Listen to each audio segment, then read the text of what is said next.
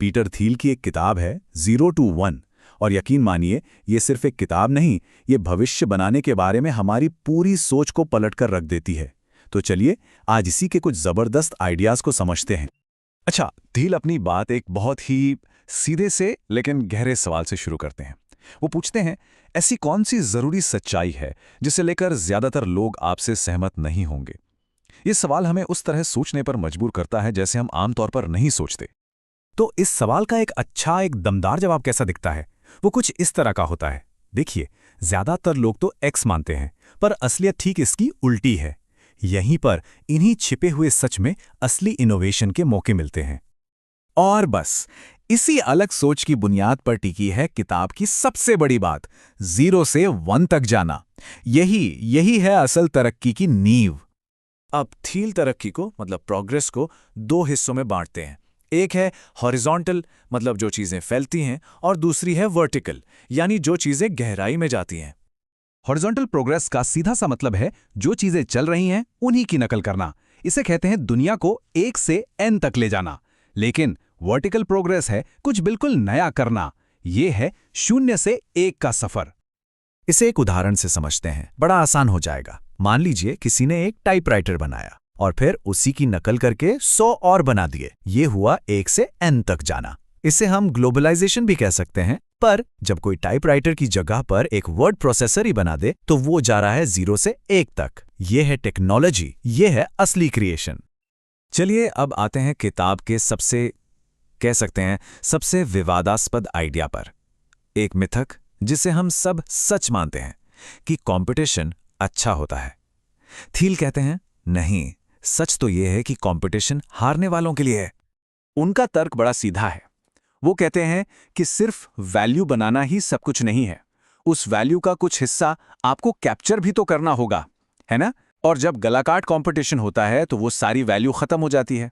Profits इतने कम हो जाते हैं कि किसी को कुछ खास मिलता ही नहीं। ये देखिए, बाईं तरफ का ग्राफ एक कॉम्पिटिटिव बिजनेस, मान लीजिए एक रेस्टोरेंट, को दिखा रहा है।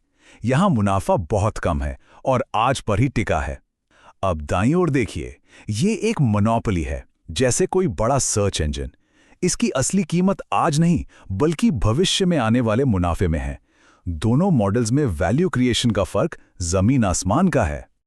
सोचकर देखिए, जब कोई रोजाना की गलाकाट प्रतिस्पर्धा में फंसा होता है तो उसका सारा ध्यान बस आज के मार्जिन बचाने में लगा रहता है।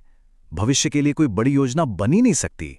सिर्फ और सिर्फ मोनोपोली से मिलने वाला बड़ा मुनाफा ही एक बिजनेस को इस रोज के संघर्ष से निकालकर कुछ नया, कुछ बड़ा सोचने की आजादी देता है। तो ठीक है, अगर मोनोपोली बनाना ही लक्ष्य है तो ये होगा कैसे? क्या सिर्फ एक बेहतरीन प्रोडक्ट बना लेने से काम चल जाएगा? यहीं पर थील एक और मिथक को तोड़ते हैं। मिथक नंबर 2, सबसे अच्छा प्रोडक्ट ही जीतता है। और सच्चाई ये है कि सेल्स भी उतनी ही जरूरी है। ये सोचना कि एक जबरदस्त प्रोडक्ट अपने आप बिक जाएगा एक बहुत बड़ी और आम गलती है।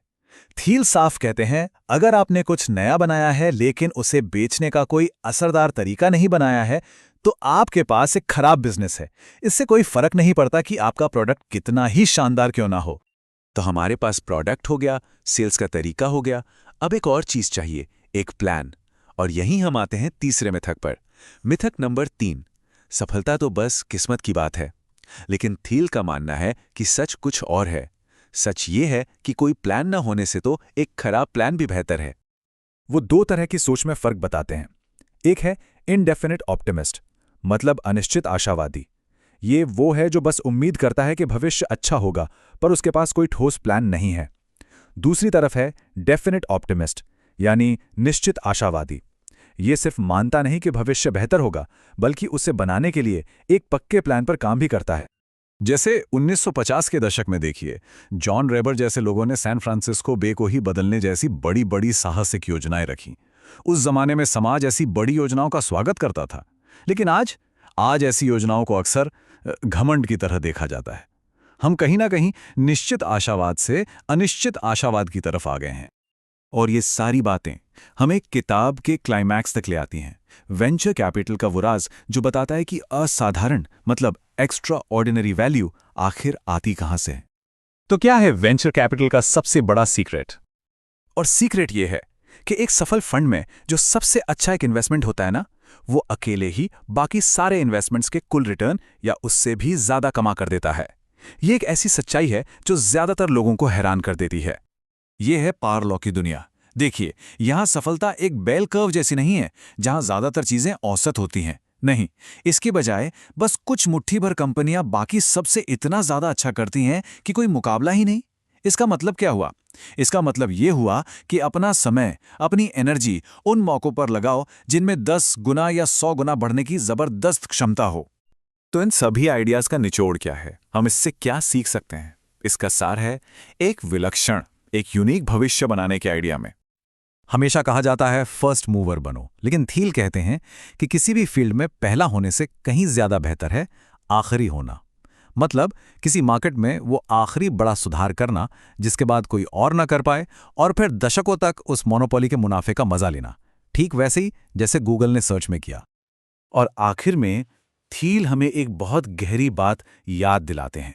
वो कहते हैं कि हमारे लिए जो कुछ भी मायने रखता है, ये ब्रह्मांड, ये दुनिया, हमारा देश, हमारी कंपनी, हमारी जिंदगी, हर चीज विलक्षण है, यूनिक है। ये बस एक बार होता है। तो सवाल यह है कि वो कौन सी नई चीज है जिसे बनाया जा सकता है, जो बस एक बार ही होगी।